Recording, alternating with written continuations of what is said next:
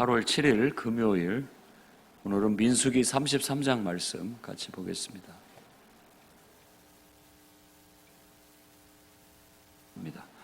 모세와 아론의 인도로 대오를 갖추어 애굽을 떠난 이스라엘 자손들의 노정은 이러하니라. 나는 그들에게 행하기로 생각한 것을 너희에게 행하리라. 아멘. 민수기 33장 말씀 1절에서부터 49절까지 모세가 출애굽의 전 노정을 회고하는 내용이 나와 있습니다. 40년간의 행군의 여정이죠. 1월 15일 날, 그러니까 1월 14일 저녁이 바로 6월절 밤입니다. 그날 밤에 애굽에 있는 모든 초태생, 처음 난 것들은 짐승부터 시작해서 모든 왕의 지방까지 다 죽는 그날, 그 죽음의 천사가 넘어가는, 그 죽음의 천사가 지나가는 날, 바로 문 설주와 임방에 어린 양의 피를 바른 그 집만은 죽음의 천사가 그냥 넘어갔다 해서 6월 넘어갔다는 뜻입니다. 그 밤을 지내고 바로 그 다음날 아침 그들은 일찍이 바로 허리띠를 메고 그 길을 출발하게 된 겁니다. 그곳이 바로 라암셋이었습니다. 라암셋을 출발해 홍해바다를 통과하고 시내 광야에 이르게 되고, 시내산에서 하나님과 언약을 맺고 신 광야에 이르러 가데스 바네아에서 정탐꾼을 보내서 거기에서 결국은 그 가나안 땅 들어가는 것을 성공하지 못하고 그들이 또 돌고 38년간을 돌다가 다시 가데스에 도착하게 돼서 거기서 모세의 누이와 그리고 형 아론, 미리암 다 거기서 죽게 됩니다. 그래서 38절에 40년 5월에 호르산에 이르러 아론이 죽었다라는 것을 하나의 분기점으로 보고, 그 뒤에 다시 그 가데스에 모여서 그쪽으로 다시 진격하지 못하고 다시 돌아서 요단강 동편으로, 에돔 땅을 돌아서 요단강 동편으로 가는 여정을 살모나, 분온, 오봇, 이에, 아바림, 디본갓, 알몬, 디블라다임, 아바림산까지 이르러 모압 평지에 비로소 도달을 하게 된 겁니다.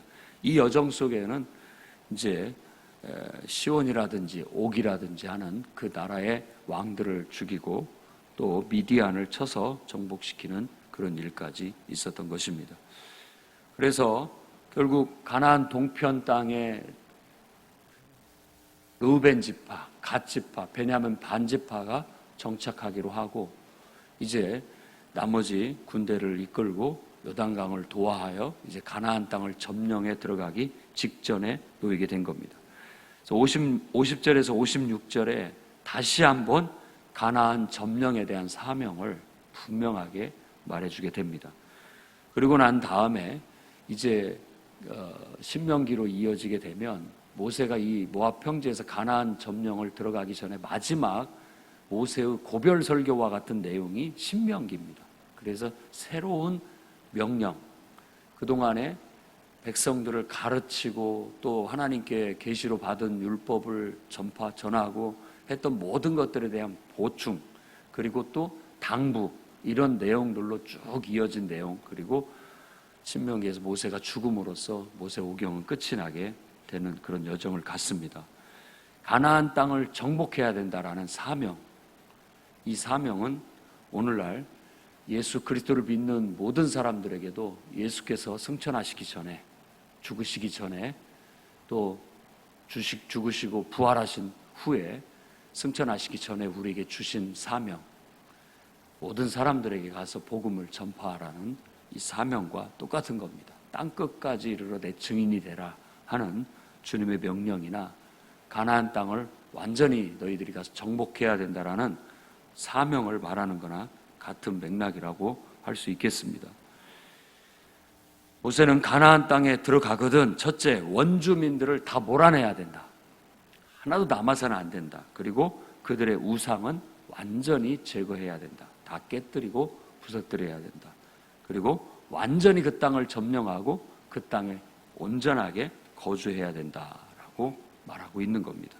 만일 조금이라도 남겨두게 된다면 너희들의 눈에 가시가 될 것이고 옆구리를 찌르는 것이 될 것이다. 그리고 결국은 이것이 너희들을 평생 괴롭히는 것이 될 것이다 라고 말합니다. 그것이 우리의 올무가 되고 장애물이 될 거라고 말합니다. 이것은 오늘날 우리들이 예수 그리스도를 믿고 완전히 하나님과 연합이 돼야 되는데, 복음 안에서 그러니까 우리도 우리 자신이 하나님께 정복돼야 됩니다. 머리에서부터 발끝까지 완전히 이 경계, 완전히 내 자신의 전 영역이 하나님의 것으로 완전히 정복이 돼야 됩니다. 이 안에 있는 하나님 없이 되어지는 모든 것들은 전부 다 몰아내야 됩니다. 하나도 빠뜨릴 것 없이. 그리고 어떤 것들이라 할지라도 하나님처럼 하나님 자리에 두는 것이 단 하나라도 있어서는 안 됩니다. 그 모든 것들을 다 부서뜨리고 깨뜨리고 제거해내야 되고, 전 영역이, 삶의 전 영역이 완전히 하나님의 성령에 의해서 점령되고 그분에 의해서 다스려질 때 완전한 정복이 이루어지게 되고 하나님의 통치가 이루어지게 될 수 있는 겁니다. 그래서 우리는 지금 바로 하나님을 믿는 믿음 안에서 우리 자신을 하나님께 내어 맡겼는데, 이제 여호수아서를 보게 되면 여호수아가 점령을 할 때 몇 군데 남겨놓은 것들이 있습니다. 완전히 힘이 붙여서 못하는 경우들이 있단 말이에요. 우리를 또 어느 선상에 있다는 거예요. 완전히 하나님 앞에 굴복되고 정복되어져서 그분의 통치와 다스림 속에서 내 삶이 이루어질 때 우리는 온전한 그리스도인이 될 수가 있는데, 그러지 못하고 다 몰아내지 못해서 어떤 부분은 연약한 점을 갖고 있습니다. 아직도 그 안에 남아 있어요. 완벽하지가 못해서. 그래서 늘 그것이 우리의 가시가 되기도 하고 우리를 괴롭히는 요소가 되게 되는 겁니다. 그래서 우리들이 환경 탓을 하고 사람 탓을 하지만요, 엄히 깊이 묵상을 해보면 사실은 그것은 사람 탓을 하고 싶은 것이고 환경 탓을 하고 싶은 거예요. 내 자존심 때문에. 어찌 보면 내 안에 문제를 갖고 있을 수가 있습니다. 늘 일상생활을 하거나 신앙생활을 하다 보면 반복적으로 그 문제를 꼭 부딪히게 돼 있습니다. 저도 그런 점을 갖고 있고 대부분의 성도들이 그런 면을 갖고 있습니다. 그러면 일단은 우리는 뭐 그런 점에 대해서 일단은 이해를 해야 됩니다. 남의 결점이나 허물을 보고 그걸 뭐 크게 우리가 부각시킬 것은 없습니다. 안타까이 여기고 기도해주고 기다려주는 것이 필요합니다. 절대 여러분들이 그것을 밀어붙인다고 해가지고 강하게 요구한다고 해서 그게 될성 싶은 것이 아닙니다. 견고한 진과 같아서 하나님이 역사하셔야 정복될 수 있습니다. 때가 되면 정복될 겁니다. 그렇기 때문에 믿고 기도하고 기다려 줄 필요가 있습니다. 남에 의해서 밀어붙여서 하는 것은 은혜가 안 돼요. 묘하게 그렇습니다. 그러니까 어떻게 보면은 그걸 모른다면, 본인도 모른다면 자각을 시켜주고 일깨워주는 게 필요하지만 알고도 못하는 경우가 많이 있거든요. 그럴 때는 좀 이렇게 우리가 그런 것들을 덮어주고 피해줄 필요가 있다고 생각이 됩니다. 나도 누군가가 그렇게 해주기를 바라는 거고, 그러면서도 너무 심하다 싶을 때는 우리가 한두 마디 다시 한번 그것들을 각성시키거나 또 다시 일깨워주는 그런 것들을 간간히 할 필요는 있겠죠. 그럼으로써 우리들이 완전히 우리의 부족한 부분들, 하나님 앞에 완전히 내놓지 못하고 완전히 정복되지 못한 부분들, 늘 나의 가시처럼 평생 나를 괴롭히는 그 문제들이 해결될 수 있기를 바랍니다. 이 해결은 결국은 완전한 헌신과 충성으로 가능합니다. 늘 교회에서 강조하는 건 완전한 헌신과 충성이에요. 그래서 교회 안에는 온전한 헌신과 충성을 위한 장치들이 많이 되어져 있습니다. 예배를 통해서, 기도를 통해서, 또 교회의 여러 가지 봉사 활동을 통해서 교육과 훈련을 통해서 그런 일들을 할 수 있는 정당한 기회들이 많이 있습니다. 그럴 때 이루어져야 됩니다. 그럴 때. 그러나 개인적으로, 사적으로, 감정적으로 사람을 건드리는 것은 우리 서로가 하지 말아야 할 일들 중에 하나일 것 같아요. 서로가. 그렇지만 늘 그거에 있어서 우리는 기도하며 나 자신을 살피고 늘 온전히 나아갈 수 있도록 기도하고 서로를 위해서 기도해 주는 것은 해 나아갈 필요가 있다고 생각합니다. 이 가나안 땅의 완전한 정복은 어제 말씀에서 살펴봤듯이 우리 모두가 똘똘 뭉쳐서 한 마음이 돼서 이루어 가야 할 과업입니다. 하나님이 주신 사명인 것이죠. 나를 정복할 뿐만 아니라 나아가 우리는 복음으로 땅끝까지 이르러 하나님의 임재가, 하나님의 통치가 이루어지도록 우리가 가서 복음을 전해야 될 사명을 갖고 있습니다. 여러분들이 가는 만큼, 여러분들이 가서 기도하는 만큼 하나님의 임재는, 하나님의 통치는 우리가 살아가는 삶의 영역 속에 이루어지게 될 겁니다. 그래서 여러분들이 복이 되고 여러분들이 복의 통로가 돼서 이제 악한 세상을, 죄로 물들고 악하고 음란한 세상을 우리가 정화시키고 복음으로 새롭게 거듭나게 한다는 사명을 가지고 우리가 세상을 위해서도 봉사하는 그런 삶을 살아야 되겠습니다. 그리스도인의 방식은 세상 방식이 아닙니다. 특히나 정치의 방식은 좀 다릅니다. 모르시는 분들은 마키아벨리를 읽어보십시오. 군주론, 마키아벨리의 군주론을 읽어보십시오. 세상의 논리하고 우리 그리스도인의 논리는 완전히 다릅니다. 그리고 이스라엘 백성들이, 선지자들이 활동을 했을 때는 국가교회예요. 국가 자체가 하나님을 믿고 하나님을 섬기기로 율법 앞에, 법 앞에 서약한 나라에서 선지자들이 활동할 수 있었던 거예요. 정당하게 제사장들이 활동할 수 있었고. 근데 요즘 나라는, 모든 나라가 종교가 자유입니다. 그것이 분명하게 지켜져야 되는 것이죠. 근데 지도자들에게 어떤 종교를 특별히 더 이렇게 배려해 주라는 걸 요구할 수는 없습니다. 그런 어떤 정치 노선이 있기 때문에 그래요. 정치 논리가 있기 때문에. 그래서 아무리 예수 믿는 독실한 신자라 할지라도 정치하는 사람은 그걸 반영하기가 어렵습니다. 어려워요. 그것은 다 골고루 뭘 해야 되기 때문에 그런 것이죠. 그런 문제가 있어요. 근데 우리가 할 수 있는 방법은 뭐냐? 기도하고 복음을 전하고 한 영혼을 거듭나게 하고 이렇게 하면서 세상을 바꾸는 겁니다. 세상을 바꿔서 모든 사람들이 다 그리스도 안에서 하나님의 통치를 받고 살아가는 그런 세상을 만드는 것이 바로 우리가 복음으로 가지고 있는 비전인 거예요. 꿈인 겁니다. 가끔 가다가 보면 어떤 정치와 신앙이 너무 엮여가지고 혼란스러울 때가 많이 있습니다. 저도 그럴 때가 있고, 이렇게 보면은 정치 성향이 맞지 않은 것에 있어서 막 그것을 신앙으로 연결시켜가지고 막 이렇게 얘기하는데 그건 좀 심각한 문제인 것 같습니다.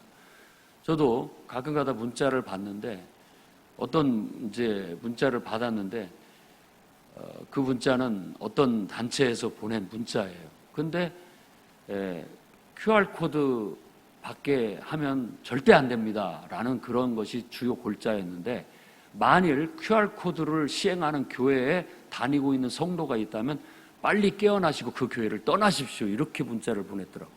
근데 이런 건 너무 지나친 어떤 곡해가 아닌가 하는 생각이 들어요. 그런 것들을 보면 너무 그 정치적인 성향이 강하고 어떤 이건 뭐 하나님의 신앙을 더 초월한 과도한 것들이 아닌가 싶습니다.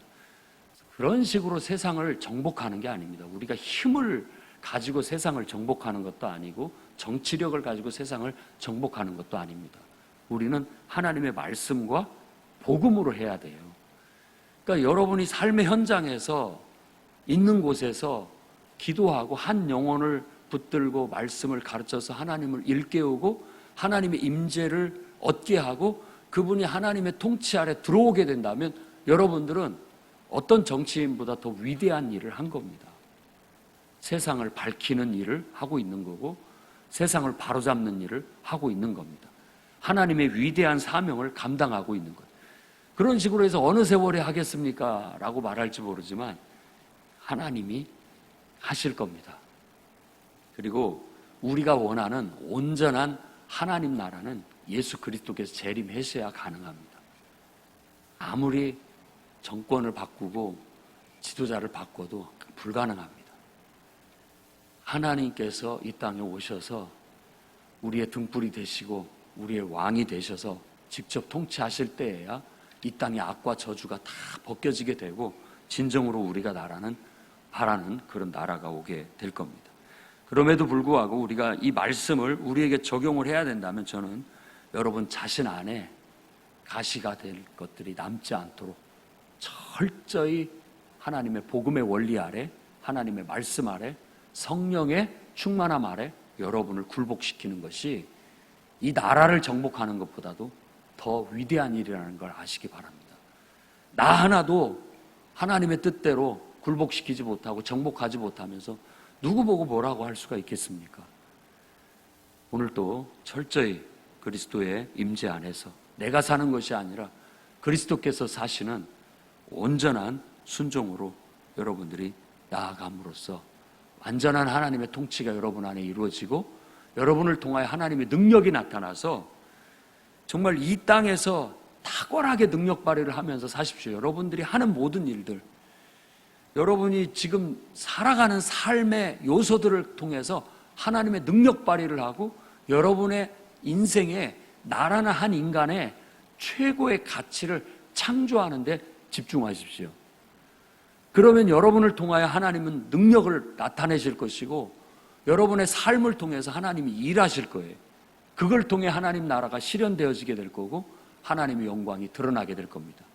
산상수훈의 말씀처럼 여러분의 그 착한 행실, 하나님의 능력을 나타내고 하나님의 역사를 이루는 그 행위를 통해 하나님이 영광을 얻고 칭찬을 받게 될 날이 오게 될 겁니다. 그런 온전한 하나님의 역사가 가나안 땅을 완전히 정복하는 것처럼 여러분에게도 완전한 정복의 사명이 오늘도 실천되기를 주의 이름으로 축원합니다. 기도하겠습니다.